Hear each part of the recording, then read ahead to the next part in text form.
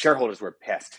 I was finding Reddit groups that were calling Fuzzy Panda scammers. They're ruining the market, talking about starting an investigation with the SEC. Like, they were just all after it. Well, guess what? That $9 stock is worth 15 cents today. So I'm not saying their track record is 100%, but I am saying they went to battle in a very similar way against this other company, and they most certainly won over the last few years.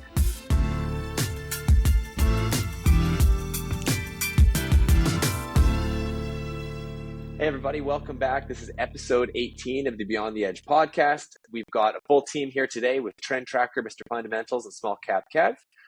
We are going to blast right into it. Quick little opening comment though. I don't know if you guys saw, CPI data came in pretty hot. Stocks, especially growth stocks, don't seem to love that. Inflation's just hanging on, which is something none of us want to see, but it's now looking like, I don't know what you guys have heard, but going from at one point people expecting 4, even 5 rate cuts this year to there might even be 1 rate hike. I don't know what you guys have heard, but obviously that's a little bit scary to see that. Any comments? Yeah, I mean, looking back at it, it's kind of funny because I remember probably 1 year ago, Michael Burry just outlining that inflation usually stays a lot more persistent in a period like this. And it's interesting to go through the motions and everything that's kind of manifested from then, because for a lot of the time, we thought we were out of the clear of these worse economic conditions. But once again, they have remained more persistent. And now the Fed is holding on to current rates. They may not change them. And ultimately, what has happened in the past is usually they start to pivot when things are too late and things go for the worse. So we're quite in a fickle right now. Yeah, I think you're right, Kev, that earlier this year, the kind of fixed equity markets were pricing in those cuts much earlier, then pushed them back to June. Now I'm hearing August in the States is kind of the best case scenario. Again, I think different tales of what is kind of driving a lot of this inflation. Oil now and gas prices in Canada is certainly not going to help. Here in Toronto, it went up 14 cents overnight. You better believe that's going to really affect the next inflation report. What's funny, at least in Canada, is one of the largest drivers of inflation is the central bank itself, with interest costs and mortgage interest costs being the largest year over year. I think then, followed by other house costs, which is rent. Rent is obviously going to continue to tick up due to the fact that owners of properties are going to pass the extra costs as much as they can to the renters if the market's there. So I don't know. They're in a tough spot. I think the middle class is definitely getting hurt by a lot of this affordability. So I don't know how much more they could raise things in a sense, but they printed a whole whack load of money and it is still out there. Well, someone who is not getting hurt is related to our first topic, and I'm going to be careful about names I use in this. I want to make sure let's keep politics out of this episode, so we don't get YouTube to stifle our content growth. But basically, the owner of Truth Social, as you're aware, ticker symbol DJT, we'll just refer to it as that. That's been a stock on fire. Then it came down. Things seem to be going well again. There's good and bad things here. I mean, the topic of news today, they actually registered to sell common shares. That not only involves issuing new shares, but it sounds like certain people that already hold shares can obviously sell as a part of this. Few things to note about it. Just because they've filed this doesn't mean they can start selling shares. It needs to be approved, essentially. Certain directors, officers, other insiders, they're still restricted. Doesn't mean they can just all of a sudden go sell their shares. They still have about 6 months on average, but it's looking like it may be unlocked closer to 5. Finally, it's nothing. None of this is approved until the SEC gives it the green light. So it's something to look at for now, but it's not something to act on. So, Declan, kick it off. What do you think about this registration statement? Is it going to impact the stock price and investor sentiment? Yeah. So focusing on the fundamentals for DJT, I think with the statement itself and the report that had came out, it outlines that from a financial standpoint, Truth Social and DJT are probably in a more difficult position than people may have initially perceived.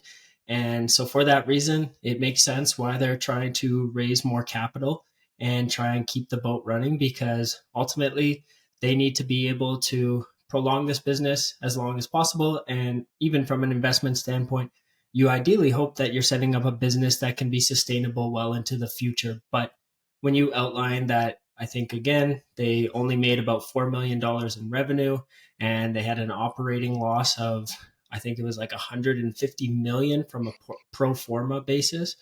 These are really tough conditions for any business, let alone a social media company.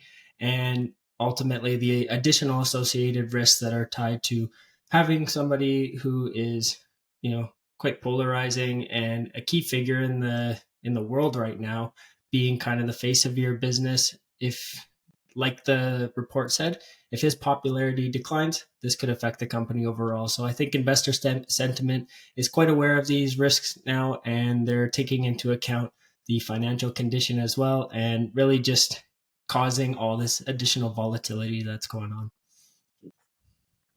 Pete, what are you thinking? Yeah, I mean, I think we're starting to edge towards the 2024 AMC or GameStop territory here. There isn't really much of a business behind this stock, but it doesn't mean that you can't make a gain or a very risky loss off of this stock as well if you're following it close enough. I think with some of the stuff that's just coming out on the cap structure itself, it's why I generally don't like RTOs or SPACs. There's just a lot of things that can happen. It's very unclear to me. Which is usually why I'd rather kind of stay away from it. There can often be a lot of volatility, and we're certainly seeing that.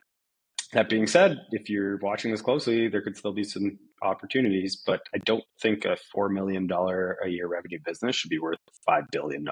That's just me. I don't know. Really? Why not? I mean, yeah. You nailed it in saying like complexity is the most annoying part of this, because so Declan gave us a number of what the company lost. A lot of headlines are saying it actually was 58 million they lost. Some other headlines say it was 16 million. All are correct. And the reason they're correct is because the way the statements were laid out is weird, to say the least, because they're showing Truth's business on its own. They're showing the SPAC on its own. And then they're making a bunch of adjustments which are actually, we'll talk about, what really meaningful adjustments and not clear. And then they're showing this pro forma combined company. And when you look at the combined company, it looks terrible, like terrifyingly terrible. 130 million in general and administrative, something like that. I can't really understand where that number came from. So let's dial it back a little bit. If you look on the left-hand column, it shows you what does Truth Social's business look like. That's where the 4.1 million revenue came from. If you go all the way down to a net loss on that, it's minus 58 million. But the thing is, the biggest loss of that is not actually operations. It's interest expense, because this private company had a huge amount of debt that it took on. I think it was high 60 million in a high interest rate environment for a low low revenue, high risk stock. That's going to be a really high interest rate. So they're getting absolutely pounded to the tune of about nearly $40 million a year just in interest expenses. So really financially unhealthy company. Merge it into a SPAC, the balance sheet no longer becomes a risk. The SPAC came with an absolute monster amount of cash, almost $300 million. They're making over $10 million a year alone, just in interest. So kind of the opposite problem of what Truth has. So long-term, there's things to look forward to, where obviously some of that cash will be able to utilize to pay down debt. The financial health of Truth becomes a lot better, but it's still this low revenue business that's a little bit murky and hard to understand. And now they're going to be issuing shares, which obviously investors are never too pleased with. Pete, let me bounce back to you. What kind of risks and opportunities are you looking for? What risks and opportunities do you see for like investors, considering their current situation of the company and the future prospects? Yeah, I think if you're investing, you have to be very clear that this is an incredibly risky stock. And I think the opportunities has to do with the overall popularity of, the individual who's leading this company. And he is an incredibly popular individual that can really rally some people behind him and keep support up. I mean, it'd be interesting in some of that SG&A costs that they've listed to see the amount of legal invoices that might be in there somewhere. But, that's just me thinking out loud. I think the overall environment of, let's say, what Truth Social could actually become I think the threat that hit them was Twitter. I think that kind of, already had a massive, critical mass to kind of have that dialogue people were looking for. I mean, you see tons of dialogue on Reddit. I think overall, a lot of the censorship that was happening due to some of the advances with Twitter has started to see that kind of pull back. So now you're kind of in this incredibly competitive environment that you need critical mass to succeed, with nothing like truly unique to my knowledge about the format of content posting. So I think, I think all of these, the big players are kind of going in their own world, and you see some overlap, right, with like Twitter like starting to work on long form and more video, and Instagram with reels. But to see that explosive growth, it's always been disruptive. I think this had the potential to be disruptive, and then somewhat kind of stole their thunder. I don't know what you guys think about that, but why do this if kind of that free press exists now with Twitter across like multiple core content formats? Yeah. Well, when you look at this business and why it got started in the first place, particularly Truth Social, it was to kind of overcome the censorship or containment of the president himself. And so by being able to have his own platform where he can openly comment, and ultimately with social media, if anyone says something on any one platform, it's probably going to get spread throughout the other platforms. So this is a good way for them to effectively communicate that way. But again, it just goes back to our conversation last time we discussed this company, and the network effect seems quite small relative to, say, some of these less niche social media platforms that do really open themselves up to larger communities. And so you just can't expect that over the long run, this will really continue to grow like these other social media companies, and be able to bring in that advertising dollars that these companies that really cater to a much wider audience bring. Mm-hmm. Yeah, and I think you're right. If you guys haven't used the app, it looks like Twitter. I wouldn't be surprised if Rumble is kind of feeling some of the same fate after X, Twitter, whatever you want to call it, pivoted or made their focus on free speech. I imagine they'd probably have the same thing happen to them in terms of user growth. Interesting to note that of the 4.1 million revenue that Truth has, it's actually through a partnership with Rumble. So I don't know how that works. Rumble's placing ads on the platform. So just an interesting, I imagine they have a big inventory of a very similar type of audience and advertisers. So they probably already have that inventory and can expand it into Truth. Just an interesting point to note. Pete, you made an interesting point. So when I first was looking at the statements, I saw a $20.7 million line item for legal investigations. Then I couldn't find any asterisk or note, and I looked. That 20.7 million never repeated again. The word legal investigations never repeated again. I searched multiple documents. One thing to say is it was a SPAC line item. Mm-hmm. So, and I do know the SPAC has gone through some stuff, but you do start to ask questions because mostly it doesn't explain it. It doesn't say anything about it. Maybe if I dug a little deeper, but the fact that it's not in the statements directly saying what it is odd. Yeah, I don't know what you're implying, but I was not implying that the founder of this company Neither did I. Something unethical in business, Kevin. But yes, I think it wouldn't be the furthest stretch, to be honest. It's a lot of money. $21 million. I think we know running a publicly traded company is expensive, and there's a ton of legal work up front to get it up there, and then the ongoing legal costs. But by the tune of 20 million seems like a lot to me. That's Well, what's interesting to note is there's an additional 12 point something million line item about basically, was it startup or operational costs, or it was implying like the legal expenses and all of that related to the SPAC probably wasn't part of that. So it's probably additional. It's legal investigation. So it's very specific.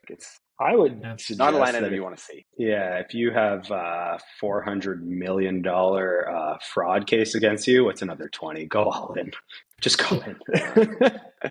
Well, and just to highlight something quickly that you guys are both talking about, whether it's this stock or any stock, is just the ambiguity surrounding management and what their intentions are. Now, for most publicly traded companies and those that have been founded more recently, you're usually expecting that the CEO, the board, those people in places of power within the company, their intentions are to see this organization go through, outcompete their competition, and reach a top market position so that they can ultimately make more money in the long run. But the question is raised here with this business is, what are the intentions of management? What are the intentions of the board? Are they going to stick around long enough to really like see this thing out over the next 10 years? Or is this something that, again, they are considering trying to exit in a relatively short period of time? It's just tough as an investor to have confidence from that standpoint anyways. Mm-hmm. That's fair. Interesting note, Pete, you're talking about GameStop, AMC, diamond hands was the buzzword back then, forcing people to hold on, fight the shorts. You're seeing something similar here. It's very meme stocky. One thing I haven't personally seen from a company before is that they actually issued like an FAQ section that coached people on how to make their shares unavailable for shorting. I've never seen a company do that. Wow. It is actually kind of amazing. Like there's nothing illegal about educating an audience. It's just I've never seen a company do that. And maybe a quick little lesson for someone watching that doesn't know what that really means. When you short a stock, you're physically borrowing it from somebody else's brokerage account, selling it on the open market, putting that money in your account, and one day you're going to have to give them the shares back that you borrowed. In the meantime, you're actually paying them an interest rate. And the harder it is for you to find somebody to lend you those shares, the higher the interest rate is.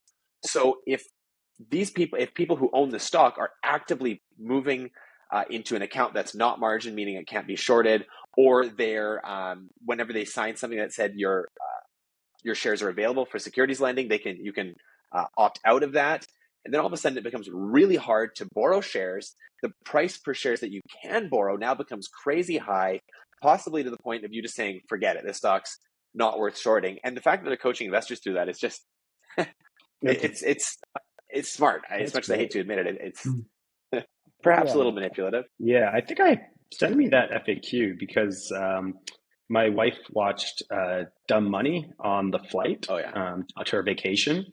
And I tried to explain short selling for 20 minutes after to her, and I could not come up with a good way to explain that people can borrow stocks out of your account. So maybe I need this to help the next time I explain short selling to anyone. Yeah, just take this clip. Yeah. So I was just going to say one last point on it, because Kev, you brought up something that is, again, really fascinating. You never hear companies do this kind of thing, but I think, again, you have to look at it, and I don't know, personally, I find it kind of annoying whenever a management team or a company tries to focus on the stock price itself, because they don't really have much control over it. Sure, there's ways to manipulate it and either bolster it or do whatever they need to do. But in general, whenever a management team comes out and they start talking about the stock price and how it's performing, it's just like, all I want to do is grab them, shake them, and tell them, focus on the fundamentals, build a good business, and the stock price will rise, and you will not have to worry about any of the concerns that people are challenging. But again, I think it's just, there's so much information always clouding, and it's hard to avoid the stock market, the news, and everything that surrounds it. But I just think keep your head low, stick to the game plan, and you should be all right. I have to let you in on something, Declan. It's way easier to build a good stock than a good company. That's true. It's true. You're not wrong. You're not wrong. Yeah, and in the short run, anyways, in the short long run, the truth comes out.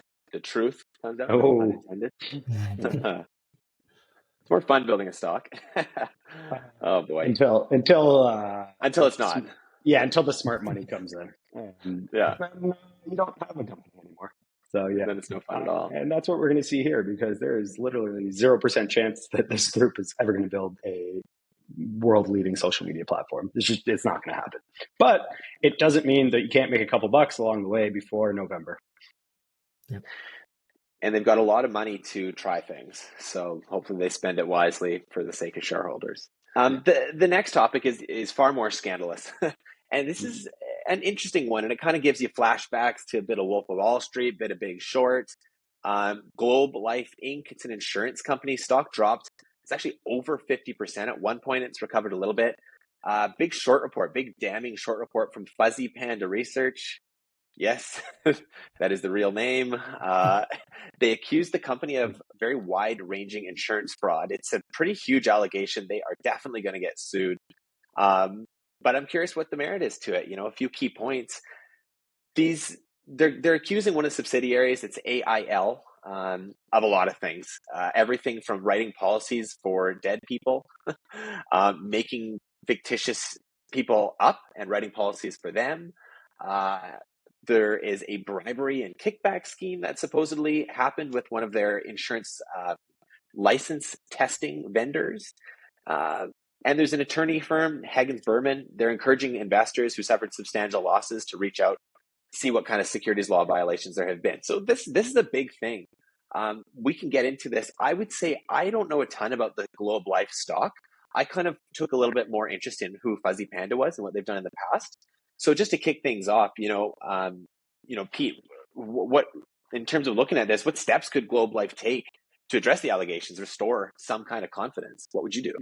They are in full crisis management mode, and whoever is the number one crisis management person they can get a hold of to take this on is likely who they're already talking to, because this is bad. This is really bad for them. It's going to be incredibly tough to recover, and they're going to need a very good strategy and transparency to kind of address this. They're going to have to be as transparent as possible and really come out with a comment that people believe in, because I think right now investors clearly want nothing to do with this. So I think as the story unfolds, and these are some pretty big accusations with some probably pretty big liabilities to individuals if it's true, they need to be communicating with the investor audience, because this could not be the bottom yet either.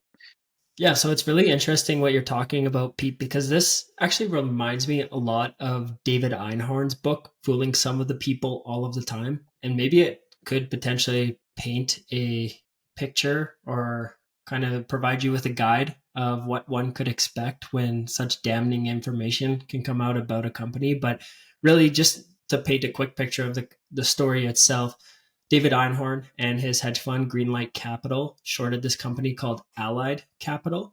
And basically, they were cooking their books, misleading investors, just a whole bunch of stuff going on that clearly, based on the evidence that Einhorn provides, was quite fraudulent. And honestly, like, management should have gone to jail for it. The thing is that, of course, short sellers themselves are painted in this very negative light overall. And Allied kind of used this to their advantage to flip the story back on Einhorn and his company, as well as other hedge funds that were shorting the stock, and really just paint this narrative that these short sellers are, purely evil. They're doing the worst thing possible. They're not allowing businesses to flourish, et cetera, et cetera. And they were able to essentially survive for more than 8 years from the time that Einhorn released his initial short report and the thesis behind it and everything. Now, the moral of the story, I suppose, is that it eventually did catch up to him. The truth came out, and in 2008, the stock just completely plummeted. But you got to realize that there's two sides to these stories. And when you're listening, you obviously have to be quite skeptical of what Global Life is saying, especially based on the information that Fuzzy Panda has brought out. But you got to also realize that they could be, maybe there's holes in Fuzzy Panda's research that Allied could flip on its head and ultimately sustain itself or be able to withstand whatever pressure Fuzzy Panda and other short sellers bring to the table. These guys must have named themselves Fuzzy Panda for people to keep mentioning it with very serious other terms, because it's really hard to get through that. But yeah, Declan, I agree that they're going to have to look at every kind of point, because people are taking this very, very seriously, and they just need to kind of get some of that downward pressure off. Because, I mean, who knows how this impacts them otherwise, whether any debt they have is secured against the stock itself as it's going down, and, what gets some of these shorts off their back. I'd say generally speaking, I look at a short report like this, they're common, you see them all the time. We've had portfolio companies getting short reports. It's when it I would say yes, fraud happens with public companies. You'd think it wouldn't because of all the checks and balances and auditing and all that, but fraud will happen. It's rare, but it does happen. But when it comes to a short report, these reports are very often misleading. They'll often take certain points, inflame them, make them seem way worse. There's often anonymous sources, which means very little. You can kind of say anything you want and then say it's an anonymous source. That's not really overly legit. Or comes from ex-employees who are often disgruntled, may do something similar and share negative rumors or inflame things further. So generally speaking, I will tilt to the side of the company at first and give them the benefit of the doubt. But now realizing that the short sellers, depending on how like public they are, for example, if David Einhorn or Bill Ackman put out a short report, their name is all over it, their reputation's all over it. Something like Fuzzy Panda, nobody even knows who they are. So, you immediately have to take it with a grain of salt because they've chosen to be anonymous. For one, they know they're going to get sued like crazy, but they haven't chosen to put much on the line. So it shows you that if they're hiding, it has to give help you lose a little bit of faith. But then what you honestly have to do is go through and point by point and try to like validate or invalidate as many points as you can yourself, or see how close you're coming. All I did in this case scenario is because normally you look at financials, you make up a decision for yourself if it's undervalued, overvalued. But in this case, when you're talking about fraud, you look at the numbers and you're like, well, what if the numbers just aren't real? So I instead looked at Fuzzy Panda and just kind of got a feel for the research. What was another company they talked about? One recent one I found was Workhorse. 2021, September 1st, they put out an article about Workhorse. It's an electric vehicle company. Shares were trading at $9 at the time. They said a lot of things about management. I can't remember if it was directly fraud, but a lot of misleading things. And shareholders were pissed. I was finding Reddit groups that were calling Fuzzy Panda scammers. They're ruining the market, talking about starting an investigation with the SEC. Like, they were just all after it. Well, guess what? That $9 stock is worth 15 cents today. So I'm not saying their track record is 100%, but I am saying they went to battle in a very similar way against this other company, and they most certainly won over the last few years. Mind you, that was 2021 to now. Obviously, that was the peak of the market. So you have to factor out some of that. Like, a lot of companies are on a downward trend, but how much did they speed that up? So clearly investors are paying attention to these guys because the stock dropped 50% right out of the gate. So, it makes you wonder about how do you fact check all this stuff. It's a lot of difficult things to fact check. I don't know where you go from here. Yeah, 2 points, Kev. So first thing, like you said, depending on who the actual short seller is, that should probably say a lot. Like you said, Dave Einhorn or Bill Ackman, any of these big names that if they put their name behind it, their reputation is tied to that. And you would arguably, because of the reputation that they've built over the years, put more faith in the assessment or the analysis they put behind it. It's a lot more questions when you don't know the organization behind it or who the exact investors are. And then just the other thing is, when it comes to Global Life, when you assess its financials, honestly, like, it looks like a pretty solid business. Like, they were making over $5 billion in revenue annually, and their net profit was $970 million. And so they're a pretty solid company overall that is more likely to withstand the short report and the short attacks. And especially because it's within a subsidiary of the company, that is certainly not going to probably take down the entire business. But it ultimately, that's the big conundrum with these short reports, is whatever company you're attacking, essentially, depending on their financial makeup and who they actually are, there's more or less evidence behind the fundamentals that back the business itself. And you have to really like take those into account. So when you're looking at Global Life, you can see that, okay, they have a long history or a long track record of performance, and this new information is coming to light. With the other company, I can't remember the name. It was like Horse something, but the EV business, much smaller business. Yeah. So much smaller business itself. And obviously not one of the top EV players in the market. And so again, if they're calling them out, well, Workhorse doesn't have anything to back itself in terms of the fundamentals to say, well, actually, here we have all these sales, or here we have this much vehicles in production kind of thing. So I think those are just things that you got to take into account when you're looking at the short reports. Yeah, that's absolutely fair. Pete, what were you saying? Oh, it's just like, yeah, I was actually going to comment on the company size itself, which kind of makes this a little unique. Globe Life isn't necessarily small to kind of have these accusations come out about you. And I think that's a little bit more concerning, and certainly interested to see how this one plays out. I mean, it's interesting, Declan. Good point about having the fundamentals to back it up. Longer history. Yeah, Workhorse. It was a very early stage, hype-driven electric vehicle company that hadn't really proven anything. This is obviously very different. It's interesting. You look through some of the points, and if you watch the video, Fuzzy Panda has a video on YouTube. I check it out. It's like a little 6-minute clip, and they show some like internal company culture. And it is absolutely everything you'd expect. It's a bunch of young, wild dog salespeople. Like, do I think there's unethical sales practices going on? Hell yes. Do I think that there's some illegal activities and maybe some instances of fraud? Yes, absolutely. Do I think that there's high pressure sales tactics? Yes. Like, I could go down the line. Do I think there's inappropriate things happening in the office? Yes. It's sales. Not saying it's justified, but I'm saying if you've worked any sales job anywhere, it can get as greasy and ridiculous and Wolf of Wall Streety as you could ever imagine.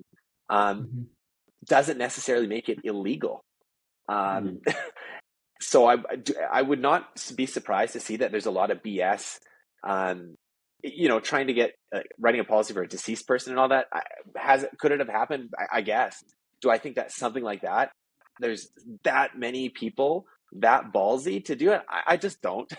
Even in the most aggressive sale organization, like, that's such an aggressive move that I find it so hard to believe that's widespread. So it's going to be a balance of like what's real, what's blown out of proportion, and that's hard to know. But 50% off for this share price, I mean, it's pretty hard to ignore. Yeah, I think, but it's also interesting. You just made me realize something of how insurance actually pays out in terms of sales is a little unique, that sometimes they can pay you your commission on the full value of the contract up front. Interesting. Yeah, so you can get, let's say you're in sales and you were to do, I'll use like life insurance or even like a group benefits package that you sold. Because if you're acting like a broker, there's only so many underwriters that you're actually selling it to. So even, let's say in Canada, a lot of the banks themselves aren't even their own underwriter or even acting like a broker to one of the actual people insuring you. You will sell that policy, and let's say it's a $10,000 a year policy and you're a salesperson and your commission's 20%. You'll get that in the first month. If they were to cancel it later on in that year, you would owe some of that money back. So just kind of your conversation, thinking Wolf of Wall Street-ish, is there a way to exploit that in your benefit when you find out that you wrote a policy for someone who's dead and that money doesn't come in? Yeah, probably. You probably could. So that's something that's, I think, a little bit more interesting and something that the insurance industry was probably a little bit more ripe to, because let's just say hypothetically, and this is on the grandest scheme, what could happen is it's a $10,000 policy and your commission is 20% of it. These numbers are all just made up and hypothetical, but you would get $2,000 month one, right?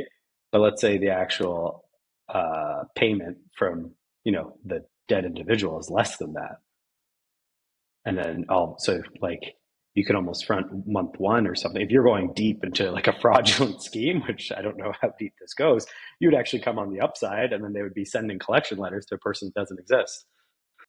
Interesting. Yeah. Oh man, that is very interesting. I did see something on my TikTok about a Brazilian. This is dark. It's a Brazilian lady who, I gotta stop smiling for this one, wheeled in a dead grandparent to sign something at a bank for like a loan or something. Like, she's in jail. Let me just say that too. But people do scary, sketchy things. Oh yeah. And I would not put it past a salesperson to do something sketchy like that. Well, let's see what happens. I don't have a hard call on it now. Sorry, just a quick point on it, because I think you guys both bring up something that's really important here, and this goes back to like a Charlie Munger saying, where if you show me the incentive, I'll show you the outcome. And Yeah, if your okay. incentives are not aligned with your organization, you build a culture that is filtered around trying to bring in the most transaction volume or the most deals, or just in general the most volume overall, it's usually probably going to lead to bad outcomes, because it's just a rat race where everybody's competing to have the highest numbers rather than trying to develop better policies, let's say from an insurance standpoint. And so that's just you, whatever incentives you set in place, that is ultimately going to dictate how your business, your employees, your subsidiaries perform. And if they're misaligned with your long-term goals, then you're probably going to face some consequences to some extent. Yep. And you know what, Declan, I'm really excited for this next part. I want to give you the floor here. You're really excited about the stock, Perion Network. They've had a bit of a tough go. We wrote a couple articles about them. If you guys are subscribed to our newsletter, you saw a very long form article. You'd be well familiar with them. We've covered the recent news. Recent news was funny that they posted preliminary financial results for Q1 2024. They reported a decline in revenue and adjusted EBITDA due to changes in advertising pricing by Microsoft Bing. People use Bing, apparently, which led to a reduced search advertising activity. Like a few key points, and then Declan, I'm going to give you the floor. Perion, so this decrease in revenue and adjusted EBITDA, it's attributed to changes in advertising pricing and mechanisms by Bing. Point number 2, they expect that their Q1 revenue 2024 of 157 million, adjusted EBITDA 20 million, full year 2024 revenue and EBITDA projected to be 590 to 610 million and 78 to 82 million respectively. Pretty big numbers. Despite the challenges in search advertising, Perion remains optimistic about its long-term success. They're focusing on expanding their display advertising activity and increasing the buyback program from 50 million up to 75 million. So, Declan, you're excited about this stock. You pitched it to us. Let me just give you the floor. First up, why don't you tell us, what does Perion even do? What's so interesting about them? Yeah, so Perion is a digital advertiser. They have two business segments. The first is the search advertising, which is very similar to what Google AdSense is for Google, but they cater primarily to the secondary search engines such as Microsoft Bing or Yahoo, sorry. And so that's the business unit that was directly affected, and that makes up about their total revenue about 46%. And whereas within that, Microsoft Bing component is about 36% of the business there. So it's quite a hefty piece. The other side of the business is they do a lot of digital display advertising. So this can be anything from billboards, they use televisions, they're on the radio, social media, you name it. Pretty much any alternative form of advertising that you can use and you'll see in your daily life, they have it. And it's quite interesting, Kev, like you brought up. So basically, there's a large reaction towards them basically disclosing that, okay, yeah, Microsoft Bing, they made changes to their price or ad pricing, as well as the mechanisms within their search engine. And this is going to have an adverse effect on the business. And, it is a quite substantial amount. I think they reduced their revenue by 18% and their EBITDA forecast by like 50%. So it's quite understandable why the market had that form of reaction. The thing is, though, you have to understand that this is a very highly diversified business. And when this company began, it was primarily focused in that search advertising space, at a very similar time to when Google was building their own platform out. Now, over the years, this business has done well, but it wasn't expanding or growing or performing as well as they had initially expected. And so this is when, in around 2013, 2014, they started to dip their toe into the digital advertising space to kind of diversify the company. Now, it was mediocre performance overall, and they weren't getting much out of it. So they hired a new CEO back in 2017, and I can't remember his first name, but his last name is Gertzel. And he stepped in and basically really started to say, okay, well, we're going to take this explore and exploit strategy. We are going to invest in these different markets. We are going to acquire companies. We're going to develop new technology. And we're going to build a business model that is diversified but can capture every other area that people aren't really looking at right now. And this has done quite well for the company overall. I think since his time in power, the company has grown its compounded annual growth rate for revenue at 24%, net income at 71%, book value by 35%, and free cash flow by 38%. So it's a really impressive business overall, and the market reaction is warranted. But I'll toss it back to you guys, and then maybe I can highlight a few more things. Well, Pete, I'm particularly curious to hear your take on this because you're Mr. Advertising. So I'm going to give you free reign to go for this, but just to kind of kick it off, like for someone who doesn't understand, how do the changes in advertising pricing by Microsoft Bing, how does that impact Perion's revenue and profitability? And what kind of strategies could the company employ to, I guess, mitigate these effects? Oh, this is huge. Yeah, I think this shows kind of the vulnerability. And on one sense, what Declan mentioned is true, that they're lucky they're diversified. But how a lot of these work is the content publishers themselves will partner with a company like this in one vertical of their business. So let's say Declan referenced like a Google AdSense. That's something that can be a self-serve platform where you can just, if you're a content publisher and you get enough web visits, they kind of have a minimum threshold. You click a button and ads just appear on your site and they do a basic rev share with you. It's non-brokered, maybe it's 50-50, and they can do it on a per click basis or per impression basis. And they serve a bunch of ads, and you probably say the ones you don't want appearing on your site. So in this case, let's say if you're a content publisher, you might be doing deals with publishers themselves on a more personalized level. You have better negotiating power if you own a website and you're publishing content, and they might have their own inventory that they're doing, or they might be doing bulk deals with, a company like Microsoft themselves and saying, don't worry, we're going to buy this much of your ads. And they're kind of like a middleman and a broker with some of these content publishers that can get them better rates. And at the same time, because they're brokering the deal, they can make some money off the middle. Microsoft waking up one day and saying, we're just not paying that to publishers is something they can do. And all of a sudden, your entire business model has changed because you have absorbed your own costs and you have existing contracts, and it's a whole heap of trouble.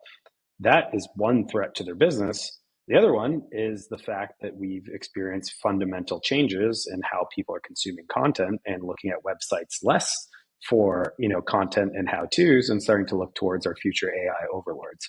So in that sense, it's a very significant risk. I just came back from a 4-day retreat where half the people there were content publishers and speaking about how basically the last 16 months have been the worst performance of their life. And that is not looking to change any time in the near future because there's been a significant shift in consumer behavior going to an AI prompt to get information rather than content publishing. In addition to that, the algorithms themselves have really started to kind of hurt content sites a little bit more than maybe they should have. So they're actually getting way less eyeballs due to the way search is working. So this is a huge thing that I don't know how they recover from. I'll just make one more comment. When I'm on their website, the first thing you see is a business solution for every digital dollar. Any mentor I've had in the digital advertising space advises completely against this and says kind of find a niche and get really, really good at it.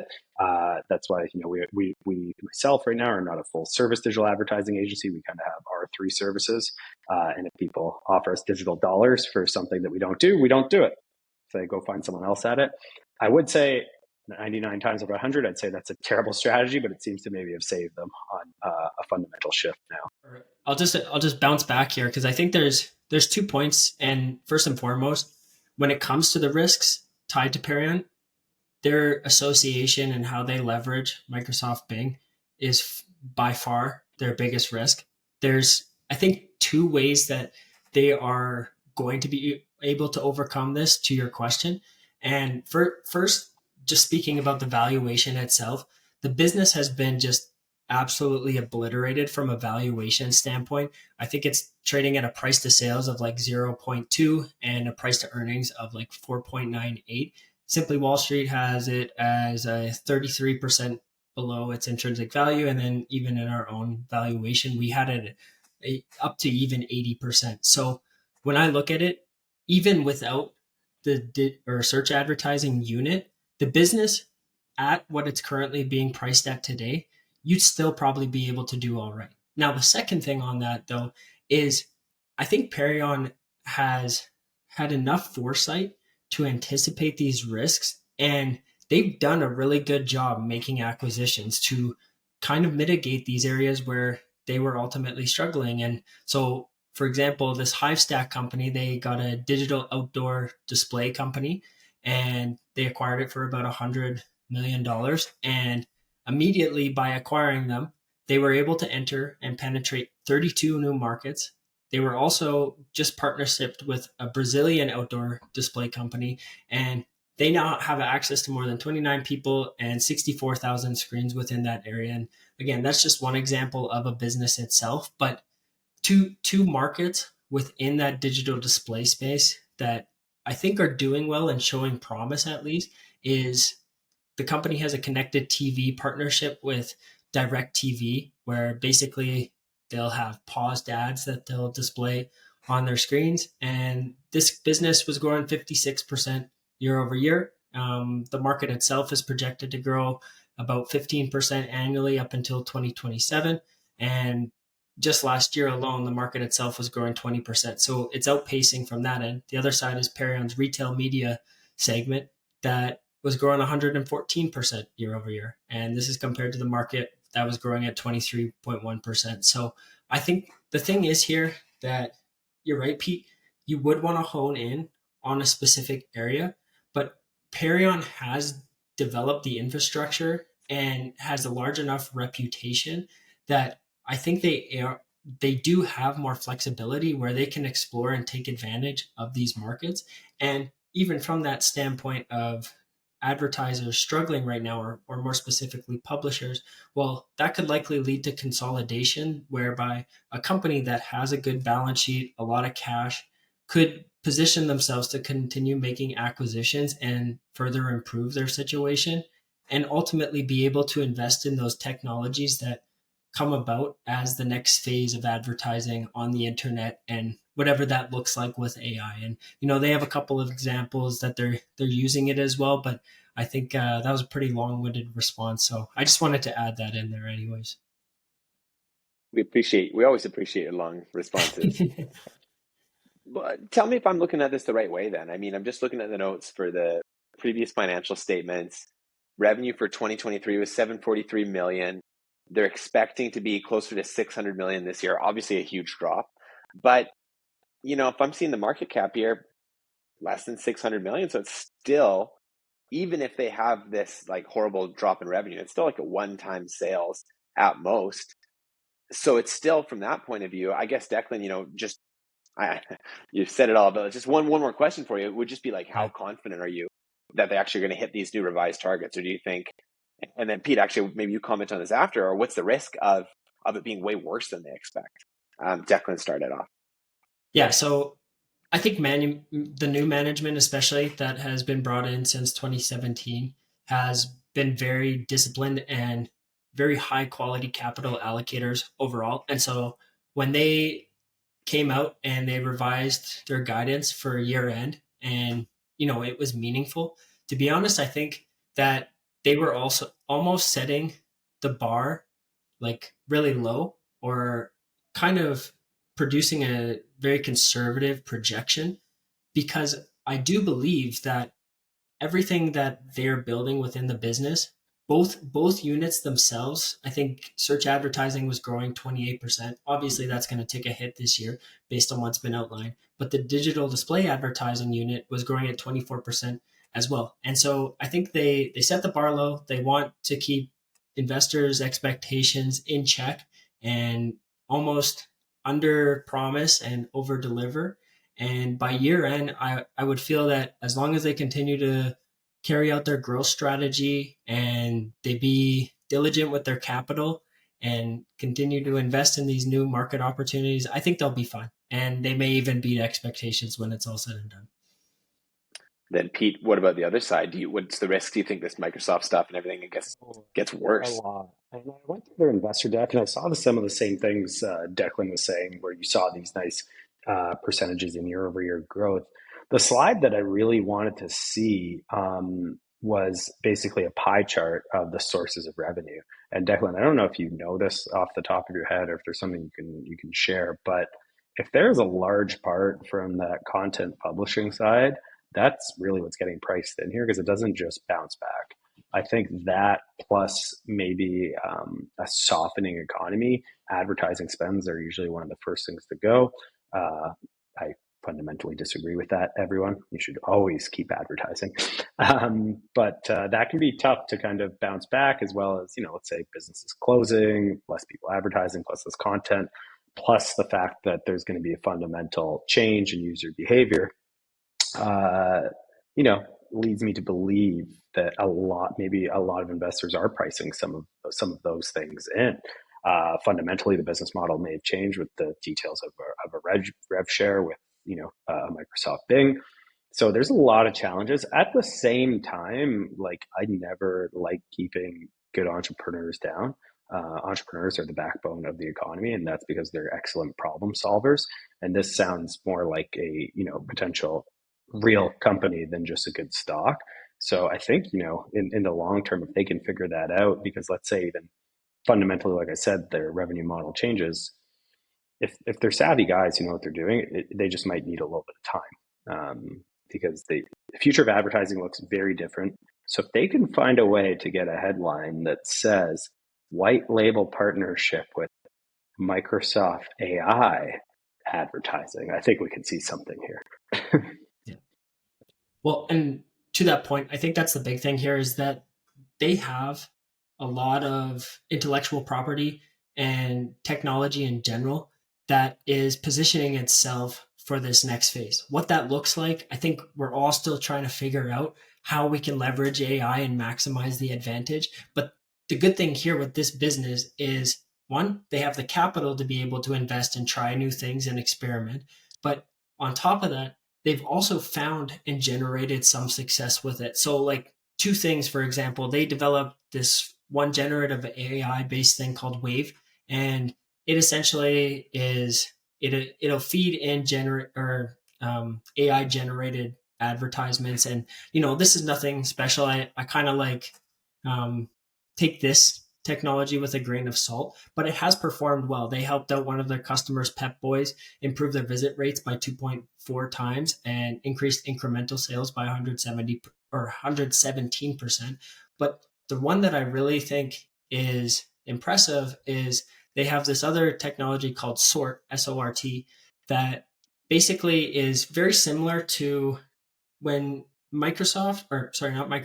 when Apple put constraints on Meta and other advertisers in terms of the data they could collect on the phones themselves. Meta was forced in a situation where they couldn't use their traditional advertising strategy to generate the same results that they had in the past. This is a major effect on this business that, at the time had caused the stock price to decline, supplemented by the things surrounding VR.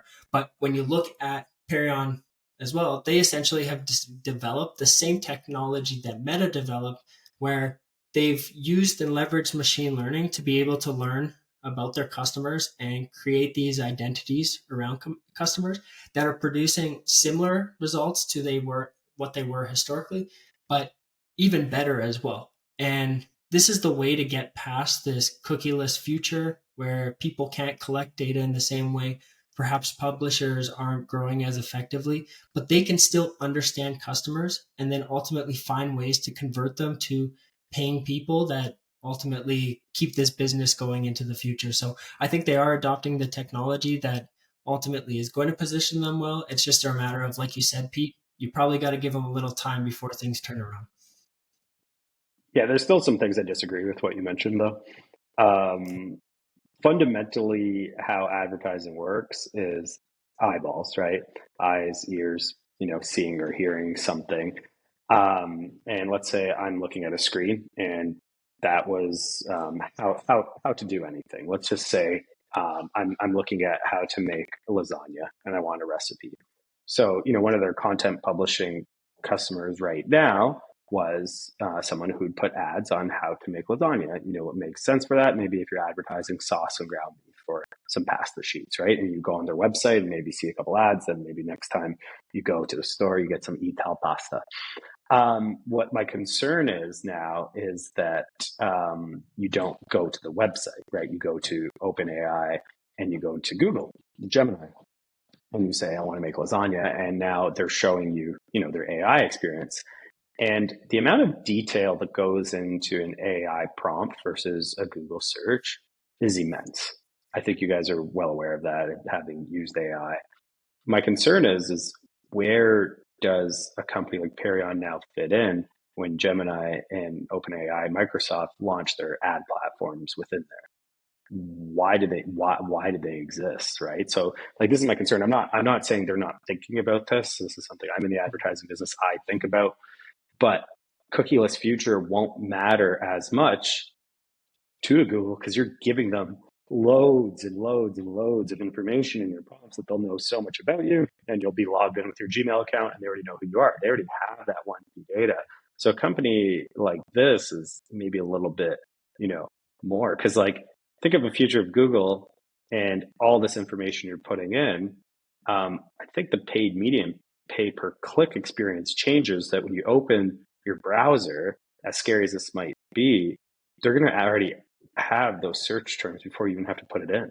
Like they know what you may have just went for. So it's just like, I don't know where some of these guys fit in some of that AI advertising future. Well, this is one of those stocks that I have a feeling we're going to be talking about a few times. I'll do this disclaimer for you, Declan. He bought shares the other day. I'd say I've got an itchy trigger finger.